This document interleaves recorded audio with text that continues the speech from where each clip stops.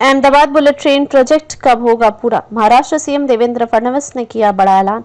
महाराष्ट्र के मुख्यमंत्री देवेंद्र फडणवीस ने बुलेट ट्रेन को लेकर बड़ा ऐलान किया है। उन्होंने कहा है कि मुंबई अहमदाबाद बुलेट ट्रेन परियोजना के 2028 के अंत तक पूरी होने की संभावना है। उन्होंने महाराष्ट्र विधान परिषद को संबोधित करते हुए इस बारे में जानकारी दी।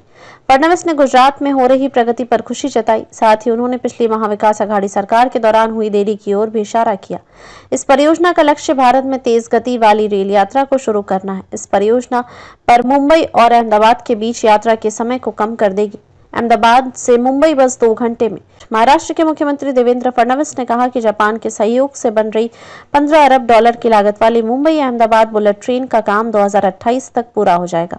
फडणवीस ने कहा कि राज्य अपने बुनियादी ढांचे के विकास के लिए अंतर्राष्ट्रीय वित्त पोषकों से 50 अरब अमेरिकी डॉलर जुटाने पर विचार कर रहा है। इसके लिए 4 महीने में घोषणा की जाएगी। बुलेट ट्रेन प्रोजेक्ट को national high speed rail corporation limited NHSRCL बना रहा है। यह देश की पहली हाई स्पीड रेल परियोजना है। यह कॉरिडोर गुजरात के अहमदाबाद और महाराष्ट्र के मुंबई को जोड़ेगा। इसकी लंबाई लगभग 508 किलोमीटर होगी। इससे दोनों शहरों के बीच यात्रा का समय 7 घंटे से घटकर लगभग 2 घंटे हो जाएगा। देवेंद्र फडणवीस ने महाराष्ट्र विधान परिषद में कहा कि इस परियोजना के 2028 के अंत तक पूरी होने की संभावना है।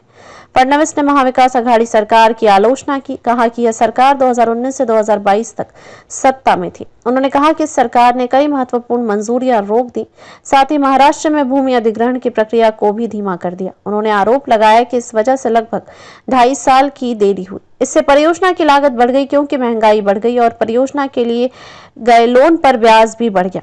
1.08 लाख करोड़ की इस परियोजना को जापान से आसान शर्तों पर लोन मिला है।